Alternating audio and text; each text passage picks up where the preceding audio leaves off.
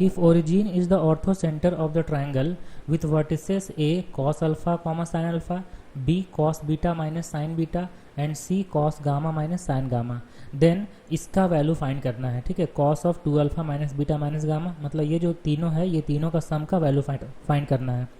तो जब ये ए बी सी तीनों ट्राइंगल का वर्टिसेस दिया हुआ है और ओरिजिन इसका ऑर्थो सेंटर है और ओरिजिन होता है 0,0, तो और ए का कोऑर्डिनेट दे दिया है cos alpha comma sine alpha, B का कोऑर्डिनेट है cos beta comma sine beta and C का कोऑर्डिनेट है cos gamma comma sine gamma, ये दिया हुआ है।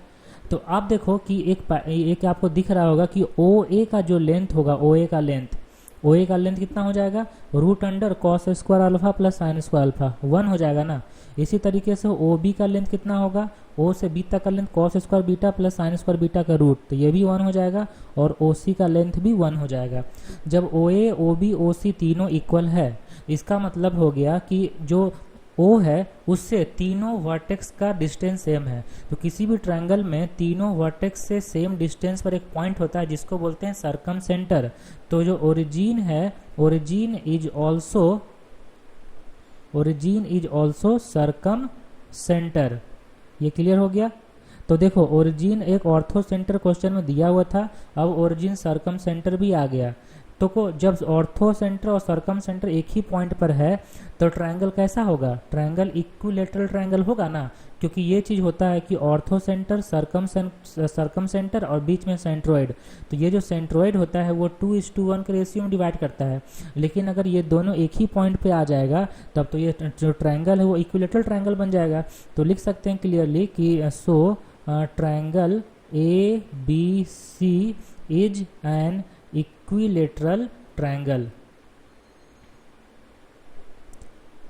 ठीक है, इतना क्लियर हो गया। जब ये इक्विलेटरल ट्रायंगल आ चुका है तो एक ट्रायंगल होगा जिसका और सर्कम सेंटर ओ है, ओरिजिन है। तो देखो जब ओरिजिन सर्कम सेंटर है तो यहाँ पे एक डायग्राम हम बनाते हैं और हम सर्कम सर्कल ड्रॉ करने की कोशिश करते हैं, सर्कम सर्कल। तो जब ये ओरिजिन है, यहाँ पे ओरिजिन है तो एक सर्कम सर्कल होगा जिसका सेंटर होगा ओरिजिन, तो एक सर्कम सर्कल ऐसे ड्रॉ कर लिए। ठीक है, और इस सर्कम सर्कल जो है ये ट्रायंगल पर बना होगा। तो एक ट्रायंगल यहाँ बनाते हैं अंदर में जो इक्विलेटरल ट्रायंगल होगा। अब देखो इक्विलेटरल ट्रायंगल ऐसा बनाओ, इक्विलेटरल ट्रायंगल हम लोग को ऐसा बनाना है कि ये जो ए और बी और सी है ये एक फिक्स जगह पर रहना चाहिए जहां से हम लोग को अल्फा बीटा गामा मिल सकता है। देखो हम ए यहाँ पे रख देते हैं, ए जब ए यहाँ पे रखेंगे जिसका कोऑर्डिनेट है cos alpha comma sine alpha, तो बी हम लोग को रखना पड़ेगा इक्विलेटरल ट्रायंगल बनाने के लिए। ये तो 90 है, 90 प्लस 30 120 होगा। तो यहाँ पे रख दो बी का वैल्यू, तो बी का कोऑर्डिनेट, तो बी हो जाएगा cos beta comma sine beta, ये बी का कोऑर्डिनेट हो गया। तो ये पूरा एंगल कितना हो गया, ये एंगल हो गया 120 डिग्री। ठीक है, तो 120 डिग्री इधर भी अगर आते हैं तो ये 60 है, फिर 60 आएंगे तो ये 120 हो जाएगा। तो 180 प्लस 60 240, तो ये जो एंगल स्टार्टिंग से आएगा ये 240 आ जाएगा। तो यहाँ पे ये जो पॉइंट है ये पॉइंट हो जाएगा सी, जिसका कोऑर्डिनेट है cos gamma comma sine gamma. ठीक है, तो ये जो ट्रायंगल होगा यही ट्रायंगल होगा ABC ट्रायंगल, जो इक्विलेटरल ट्रायंगल है ऐसा। तो अब देखो ये जो इक्विलेटरल ट्रायंगल बन चुका है उससे हम लोग देख सकते हैं कि अल्फा जो है वो एक्स एक्सिस पर है, तो अल्फा का जो एंगल है वो 0 होगा और बीटा का एंगल कितना होगा 120 डिग्री और गामा का एंगल कितना होगा 240 डिग्री। ये पूरा एंगल होगा 240 डिग्री। तो अल्फा बीटा गामा का वैल्यू हम लोग को मिल गया।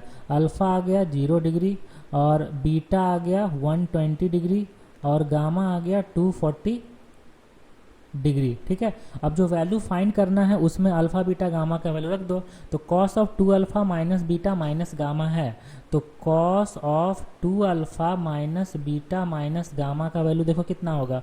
तो कॉस ऑफ 2 अल्फा मतलब 0 माइनस 120 माइनस 240 माइनस 360 डिग्री आ जाएगा। ठीक है, तो cos minus theta cos theta ही होता है, कॉस 360 डिग्री जिसका वैल्यू हो गया 1। इसके बाद है cos 2 beta minus gamma minus alpha, तो इसका वैल्यू कैलकुलेट करते हैं। तो cos 2 beta minus gamma minus alpha, तो कॉस 2 बीटा का वैल्यू कितना होगा 240 240 माइनस गामा माइनस 240 माइनस 0, तो ये हो जाएगा कॉस 0, तो कॉस 0 का वैल्यू हो जाएगा 1। इसके बाद है cos 2 gamma minus alpha minus beta का वैल्यू कैलकुलेट करते हैं, तो cos of 2 gamma minus beta minus alpha, यही है ना, कॉस 2 गामा हम माइनस अल्फा माइनस बीटा, ठीक है। तो इसका वैल्यू कैलकुलेट करते हैं, तो कॉस ऑफ 2 इंटू 240, तो ये हो जाएगा कितना 480 माइनस बीटा मतलब माइनस 120 माइनस 0, तो ये हो जाएगा कॉस 360, तो कॉस 360 का वैल्यू कितना हो जाएगा 1। जब तीनों को ऐड करेंगे तो 3 आ जाएगा ना, तो तीनों का समेसन का वैल्यू फाइंड करना था, तो 3 हो गया, 3 यहाँ पे डी ऑप्शन है।